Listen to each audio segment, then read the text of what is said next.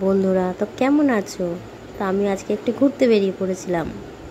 আজকে নয়, কদিন আগে। তা আজকে ছাড়লাম। তো দেখো, বাড়ি থেকে অটো করে কাঁচরাপাড়া স্টেশনে এসে পৌঁছালাম। কাঁচরাপাড়া স্টেশন থেকে ট্রেন ধরে নৈহাটি জংশনে এসে পৌঁছে গেছি। তো এবার দেখা যাক কোথায় যাই, ট্রেনের জন্য ওয়েট করছি। তো ট্রেনে উঠেও গেছি, হয়তো তোমাদের দেখাতে পারিনি। তো নেমেও গেলাম আবার, দেখো তো কোথায় পৌঁছালাম। দেখো তো, চলে এসেছি তারাপীঠে। তো অনেক দিন ধরে মায়ের কাছে পুজো দেওয়ার ইচ্ছা ছিল, তো চলে এসছে। দেখো 12টা 11তে পৌঁছে গেছি। একটু রেস্ট নিয়ে হোটেলে গেছি, একটু রেস্ট নিয়ে খেতেও বসে পড়েছি। তো খাবারটা এত ভালো ছিল, মুগ ডাল, পাঁচমিশালি তরকারি, আলু পোস্ত, চাটনি পাঁপড়। খাওয়া দাওয়া কমপ্লিট করে বাবার আদি বাড়িতে চলে এসেছি। তো দেখো, ঢুকতেই ডান দিকে পুকুর, পুকুরে শিং মাছগুলো খুব বড় বড়। এত ভালো লাগছিল দেখে। আমি এত বড় শিং মাছ কোনো দিন দেখিও নি, কেউ হয়তো দেখেনি, মানে অনেক দিন ধরে রয়েছে। তো যাই হোক, সরু রাস্তা, দুপাশে ফল গাছ ফুল গাছে ভরা, খুব ভালো পরিবেশ একটা। তাই হেঁটে হেঁটে চলে যাচ্ছি। চটি সেই মাথায় খুলে আসতে হয়, খালি পায়ে হেঁটে যাচ্ছি। দেখো, এই যে ওনার বাড়ি, এটা আদি বাড়ি। এখানে কোনো ক্যামেরা, ফোন কিছু অ্যালাউ নেই, তাই তোমাদের দেখাতে পারলাম না। তো আমি ঘুরে এসে আবার তোমাদের পুকুরের কাছে নিয়ে চলে এসেছি। দেখো মাছগুলো যদি দেখতে পাও, ওই দেখো কত বড়। এই যে এবার দেখা যাচ্ছে কতটা বড়, এক হাতের সমান এক একটা শিং মাছ।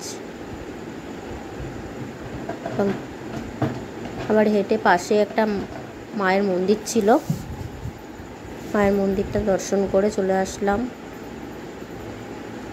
কিছু সাইট সিন দেখার জন্য। সেই সকালে উঠেছি, দেখো চলে এসেছি একটা শিব মন্দিরে। এই মন্দিরটা তৈরি করা নেই, এখানে একটা পুকুরের ত্রিশূল গাঁথা আছে। ত্রিশূলটাই দেখো, তুত্তুর করে নেমে গেলাম। চারিদিকে প্রচুর স্লিপ,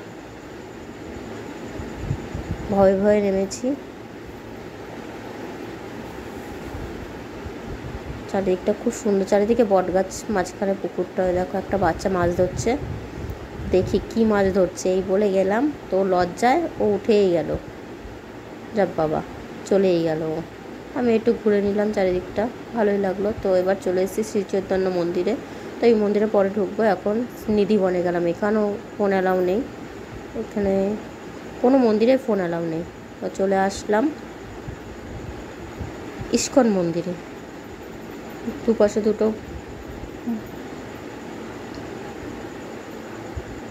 সিঁড়ি দিয়ে উঠলাম। ওখানেও মন্দিরে কোনো ফোন কিছু অ্যালাউ নেই, যার জন্য ভিতরটা দেখাতে পারলাম না। খুব সুন্দর চারিদিকটা, মন্দিরটাও যেমন সুন্দর তেমন তার চারিদিকের পরিবেশটাও সুন্দর। দেখো সেভাবে হয়তো দেখাতে পারছি না, কারণ অনেক লোক রয়েছে, তো সবাই তো ক্যামেরা করছে। আর একটা মন্দির, এটা হচ্ছে লক্ষ্মী বিমলা মাতা ও লক্ষ্মী দেবীর মন্দির। এখানেও ফোন অ্যালাউ নেই, আমি দেখাতে পারলাম না, কারণ ফোন জমা নিয়ে নেয়। এত সুন্দর ব্যাগ দেখে একটা ইচ্ছে উঠছিল, কিন্তু এত দাম বলার মতন নয়। হেঁটে হেঁটে চলে যাচ্ছি। চলো দেখি কত দূর মন্দির, হাঁটতেই আছি সারাদিন, হেঁটেই যাচ্ছি, পা ব্যথা হয়ে গেছে হাঁটতে হাঁটতে। যাই হোক, আসলাম মন্দিরে। দেখো এখানে ওই সিঁড়ি অবধি ফটো তোলো, তারপর আর নেই। যদি কেউ ছুপি করে ফটো তুলতে পারে তো তোলে, না হলে তুলতে পারে না, একদমই বারণ। লেখাই আছে মন্দিরের ছবি তোলা নিষিদ্ধ, তাও আমি তুলেছি। এটুকুই আমার সীমাবদ্ধ ক্যামেরার।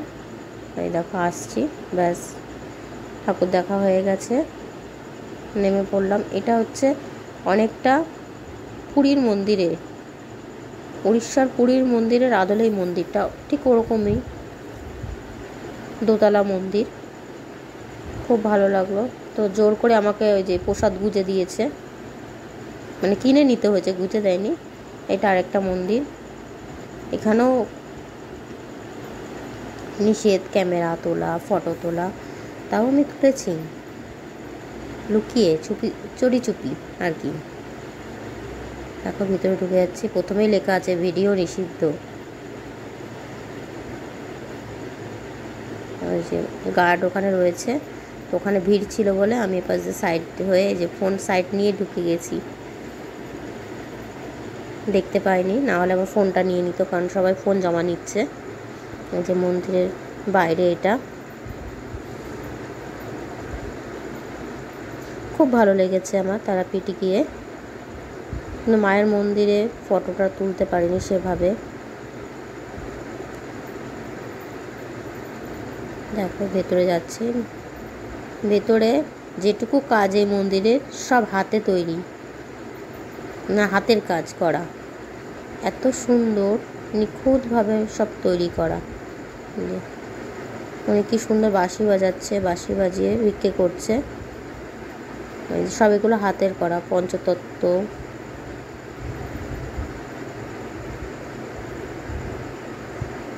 শ্রীবিষ্ণু,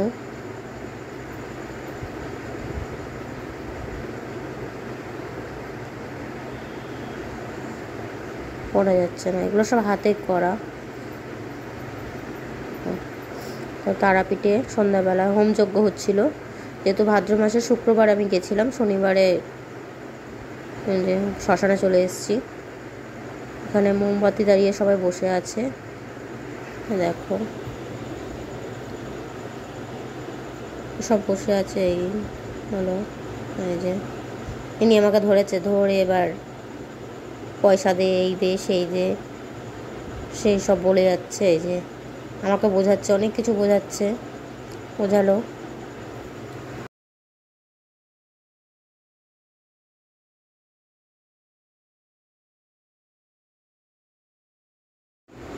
দেখো এখানে সব মায়ের ভক্তরা এসে গান বাজনা করছে, তো সিঁড়ির উপর থেকে তুললাম, আর কি বকা দিচ্ছে আর কি। এই যে এটা হচ্ছে কি ভুলে গেলাম। দেখো রাত্রে খাবার চলে এসছে, সেই একই খাবার, যেহেতু আলু পোস্তটা আমার খুব ভালো লেগেছে। পরের দিনে যে পুজো দিতে চলে গেলাম, দেখো লাইনে দাঁড়িয়েছি, আমি লাইনে দাঁড়িয়েছি 4:45, 6টার মধ্যে আমার পুজো দেওয়া হয়ে গেছে। দেখো খুব সুন্দর লাইনের সিস্টেমটা, এত ভালো লেগেছে, বসার জায়গা আছে, কোনো অসুবিধা নেই, কোনো অসুস্থ লোক গেলেও ওখানে পুজো দিতে পারবে, খুব ভালো লেগেছে আমার। দেখো কিন্তু খুব নোংরা, এটাই, যেখানে সেখানে সব নোংরা ফেলে মানুষে, মন্দির এসব কোনো ইয়ে নেই। পুজো দেওয়া হয়ে গেল, তো এবার বাড়ির পথে রওনা দিচ্ছি। এই যে হোটেল বন্ধ করে দিলাম, হোটেলের রুম বন্ধ লক করে।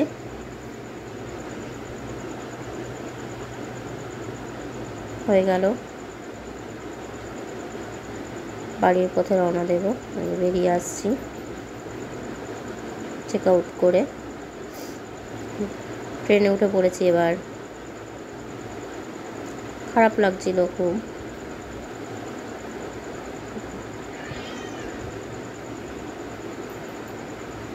টাটা।